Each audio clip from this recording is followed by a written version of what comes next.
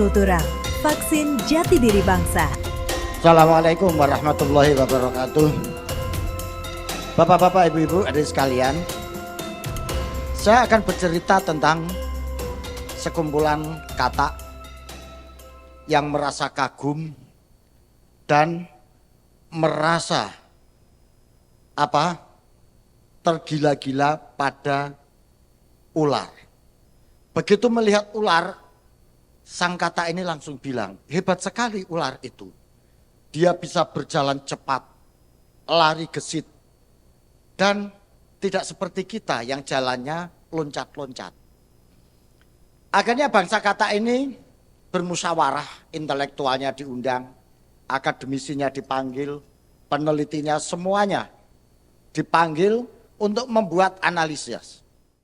Para akademisi, pembuat kebijakan, dunia kampus membuat keputusan bahwa cara kita lari loncat-loncat ini adalah keliru.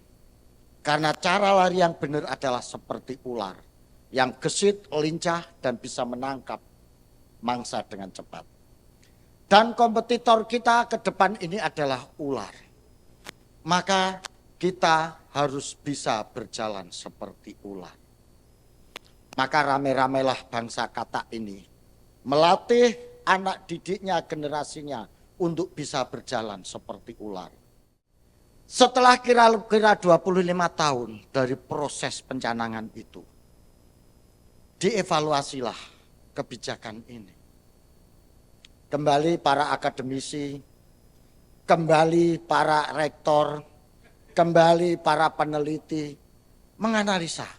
Kita sudah melatih jalan seperti ular. Tapi kok tidak juga bisa jalan seperti ular. Akhirnya dengan pandangan yang positivistik, rasional, empirik, faktual, disimpulkan bahwa ternyata 4 kaki kita ini yang mengganggu sehingga kita nggak bisa jalan seperti ular. Maka akhirnya disimpulkan supaya bisa jalan seperti ular, kita harus memotong 4 kaki kita yang mengganggu ini.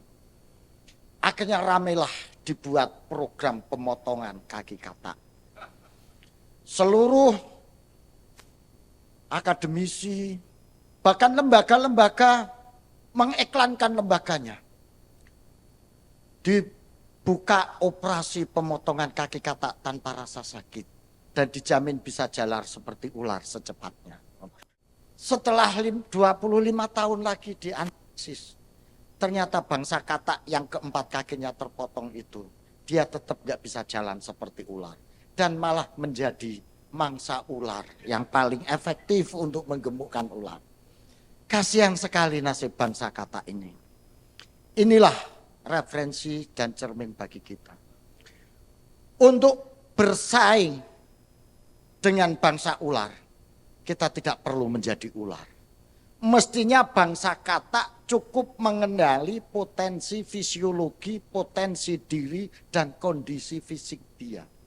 Dia ditakdirkan sebagai bangsa kata yang harus berjalan melompat-lompat sesuai dengan kaki 4-nya.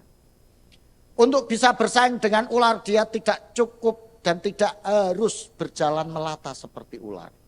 Kenali potensi diri, kemudian melatihlah untuk meloncat setinggi-tingginya dan sejauh-jauhnya. Dia akan bisa mengalahkan ular dan menjadi bangsa unggul dengan lompatan dia yang jauh dan tinggi itu. Ini mestinya seperti itu. Inilah yang disebut dengan culture, consciousness, kesadaran berkebudayaan. Saya lebih merefer untuk penguasaan teknologi ini pada proses penguasaan itu. Jepang, bangsa yang maju, bangsa yang hebat, menguasai teknologi.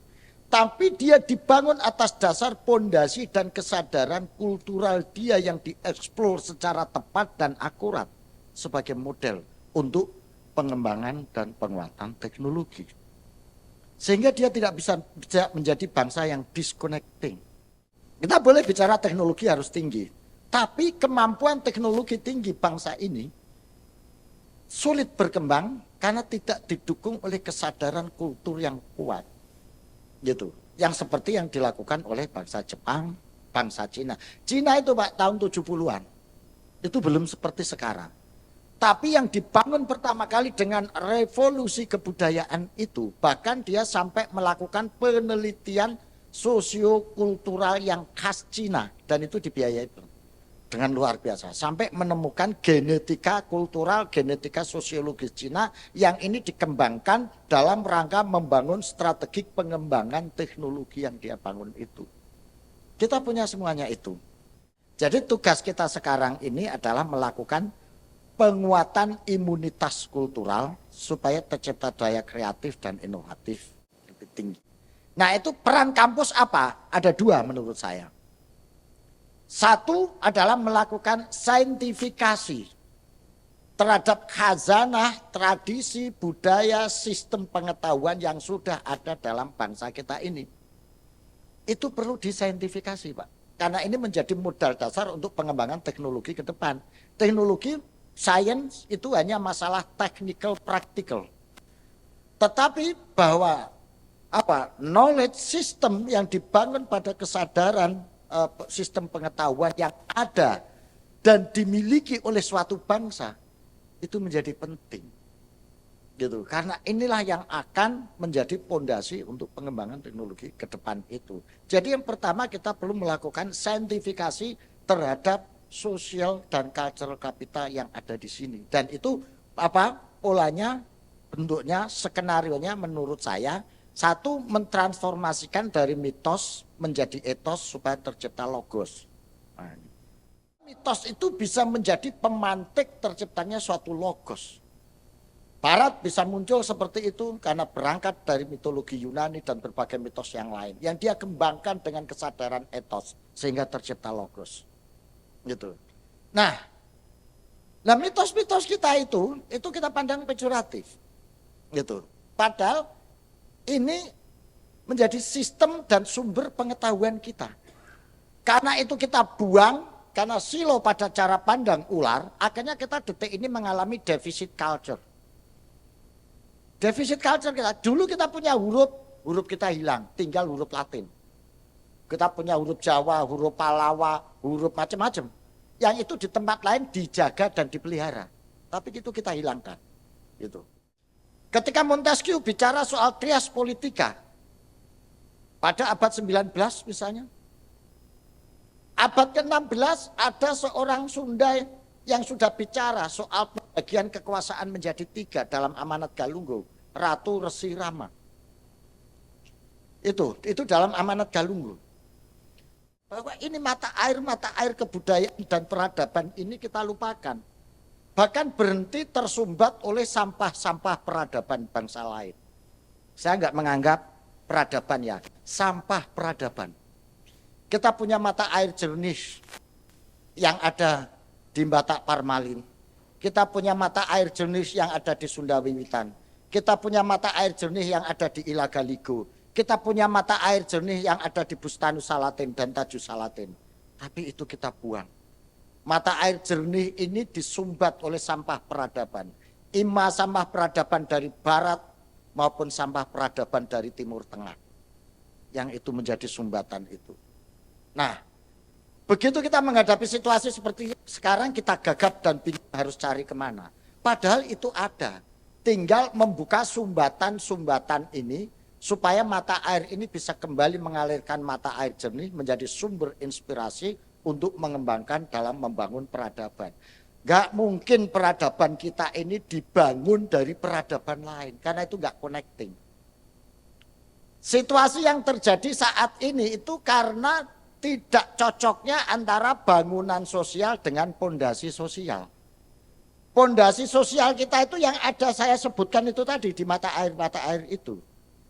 Tapi di tengah situasi pondasi sosial yang seperti ini dibangun bangunan sosial dan dirancang social engineering yang sama sekali tidak cocok dengan ini. Akhirnya geser terus. Bukan berarti kita menolak yang ada di sana, bukan. Itu hanya dijadikan sebagai referensi untuk kita kembangkan supaya kita bisa membangun rekonstruksi budaya itu. Tadi pertanyaannya itu Pak. Kita nggak bisa menciptakan logos saat ini. Dan kita hanya menjadi pemulung dan pengais dari ide-ide teori dari gagasan orang lain. Di teknologi, tadi disebutkan kita hanya menjadi user dan adopter. Di bidang kebudayaan, kita hanya bisa menjadi konsumer dan pengikut dari kebudayaan bangsa lain. Itu. Strategi untuk melakukan saintifikasi terhadap sistem knowledge yang ada dalam tradisi dan budaya kita adalah menghidupkan situs melalui ritus supaya terdapat status. Jadi ini kita nggak punya status. Ritus selama ini, situs selama ini hanya kita pahami sebagai benda mati, naskah, ajaran dan lain sebagainya kita pahami benda mati. Jadi situs ini di baliknya yang benda ini itu ada value, ada spirit, ada knowledge dan lain sebagainya. Tapi ini dianggap benda mati saja. Nah supaya ini hidup maka diciptakan ritus. Ada ritus akademik melalui penelitian, ada ritus sosial melalui gerak penafsiran dan macam-macam itu. Kalau situs ini kita ciptakan ritus akademik di kampus, ritus sosial di dalam masyarakat, ritus interpretatif melalui penelitian dan karya-karya, maka dia akan tercipta status. Sehingga inilah yang akhirnya bisa menjadi vaksin kultural yang bisa meningkatkan imunitas kultural ideologis bagi suatu masyarakat. Proses rekonstruksi kebudayaan akan terjadi kalau subjek kebudayaan bisa mengenali, mengeksplorasi, dan bisa memahami khazanah-khazanah kebudayaan-kebudayaan yang dia miliki dan ada pada dirinya itu. Si Katak tahu bahwa kaki empat itu bukan mengganggu cara dia jalan, tapi itu adalah hitoh kebudayaan fisiologis dia untuk modal dia berkompetisi dan hidup. Ngapain dia harus maksakan diri berjalan seperti ular? Revolusi industri 1.0, bangsa Nusantara bisa kok berkompetisi dalam khazanah kebudayaan dunia yang pada saat itu dengan adanya revolusi industri 1.0 interaksi antar masyarakat makin tinggi, intensitasnya makin tinggi. Tapi lahir orang-orang hebat. Kalau di dunia keagamaan lahir Syekh Nawawi, Al-Bantani, Abu Somad, Al-Falimbangi, Al-Sad, Al-Banjari, Nuruddin Araniri, Hamzah Fansuri, semuanya berkontestasi dalam bidang pemikiran keagamaan.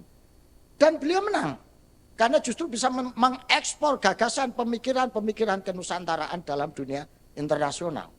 Gitu. Revolusi industri 2.0 kita menang. Ketika Tirto Adi Suryo, Cipto Mangunkusumo, Ki Hajar Dewantoro, siapa lagi? Semuanya belajar ke Eropa. Tapi ketika balik ke Eropa, pulang dari Eropa, dia nggak jadi orang Eropa. Jadi orang Nusantara yang berpikiran global dan mengkonstruksi pikiran-pikiran kenusantaraan dalam khazanah pemikiran dunia. Akhirnya lahirlah NKRI. Terbentuklah Pancasila. Itu adalah ijtihad dari mereka itu. Lah sekarang ini enggak. 3 tahun ke Arab sudah jadi orang Arab. Lebih Arab dari orang Arab. Sebelum berangkat ketemu temannya, ya apa cok kabarnya cok. Ini itu. Begitu pulang 3 tahun dari Arab. Ya akhi, Masya Allah, ahlan, wallah, bikhair ya, majdub ente, Masya Allah. Gitu. Ini.